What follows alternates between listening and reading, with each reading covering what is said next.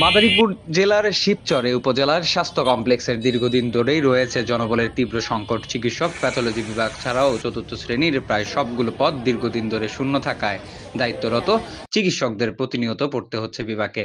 দূর দূরান্ত থেকে আসা সাধারণ রোগীদের চিকিৎসা সেবা নিতে পারতে হচ্ছে চরম বিড়ম্বনায়। পরিচ্ছন্নতা কর্মী না থাকায় হাসপাতালে ভর্তিকৃত রোগীদের দুর্ভোগের শেষ নেই। ৩৩.৯০ বর্গ কিলোমিটার আয়তনের শিবচর উপজেলা ১৯টি ইউনিয়ন ও একটি পৌরসভা নিয়ে গঠিত একটি আধুনিক জনবহুল উপজেলার সাধারণ মানুষের একটি বৃহৎ অংশ চিকিৎসা সেবা নিতে ছুটে আসেন উপজেলা স্বাস্থ্য কমপ্লেক্সে। অথচ চিকিৎসক, প্যাথোলজি থেকে শুরু করে চতুর্থ শ্রেণী পর্যন্ত বিভিন্ন পদ দীর্ঘদিন ধরে শূন্য রয়েছে।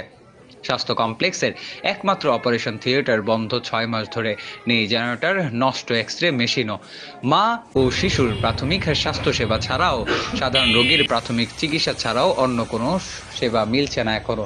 যথাযথ সেবা না পেয়ে রোগীদের পড়তে হচ্ছে বিপাকে। জনবল সংকট থাকায় বিড়ম্বনার মধ্যে রয়েছে চিকিৎসকেরা।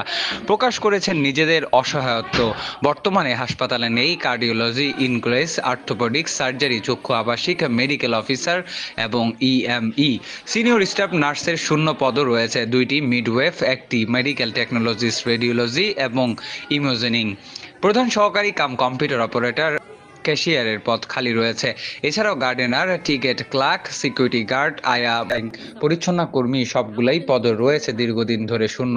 চিকিৎসক সংকটে থাকায় একদিকে চিকিৎসা সেবা বঞ্চিত হচ্ছে রোগীরা, অন্যদিকে জনবল সংকট থাকায় চিকিৎসা সেবা দিতে হিমশিম খাচ্ছে কর্তব্যরত চিকিৎসকগণ। এ বিষয়ে দায়িত্বরত গাইনি বিভাগের প্রধান ডাক্তার মাসুমা খান বলেন, চিকিৎসক সংকট তো রয়েছেই, এছাড়া সবচেয়ে বেশি যে সংকট তা হলে চতুর্থ শ্রেণীর কর্মচারী। ওয়াশরুম পরিষ্কার থাকে, তো সেক্ষেত্রে আমাদের একটু কষ্ট হয়ে যায়। আমরা তো ফিমেলদের তো কিছু লিমিটেশন থাকে, ওয়াশরুম মাস্ট। হ্যাঁ, আর হচ্ছে আমার যেটা মনে হয় পরিষ্কার পরিচ্ছন্নতাটা মাস্ট। মানুষ কিন্তু রোগীরাও কিন্তু নিচে ফ্লোরে শুয়েও ট্রিটমেন্ট নিতে পারে যদি রোগী। আমি আরো বলবো আপনাদেরকে, আপনি ঢাকা মেডিকেলে কখন আপনি ট্রিটমেন্ট নেবেন না। আপনি যখন যেয়ে দেখবেন যে আপনি শুয়ে নিচে ট্রিটমেন্ট নেবেন, যখন ওয়াশরুমে যাবেন তখন আর আপনি ট্রিটমেন্ট নিতে পারবেন না। আমার কাছে মনে হয় ডাক্তারের চাইতে ওয়াশরুম, এই যে মানে পরিষ্কার পরিচ্ছন্ন কর্মী, এটা সবচেয়ে ইম্পর্টেন্ট। ডাক্তার একজন আরেকজনের সেবা চালিয়ে যেতে পারবে, আমাদের তো সেই নলেজটা আছে। আমরা দুইজন দিয়েও আমরা পুরো হাসপাতালও চালাতে পারবো, অন কলেও চালাতে পারবো।